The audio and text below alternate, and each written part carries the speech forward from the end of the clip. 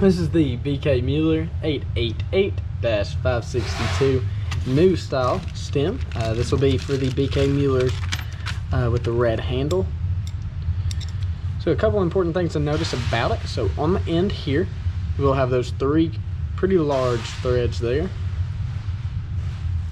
And then coming down to this end here, you've got these two metal washers and then that rubber packing in between. We can go ahead and take a couple measurements of these stems, starting with a total length. We'll measure from that squared end here to that end with the set screw. We can see that'll measure right at about 11.5 inches.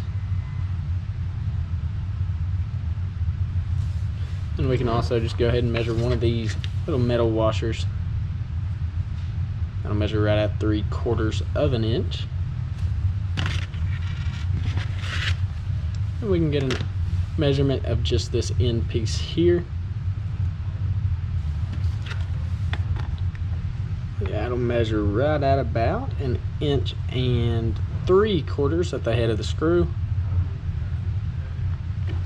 And we can also get an outer diameter of that squared end. And that'll measure right at 1/4 of an inch. And then an outer diameter of this end here with that kind of set screw and the rubber packing.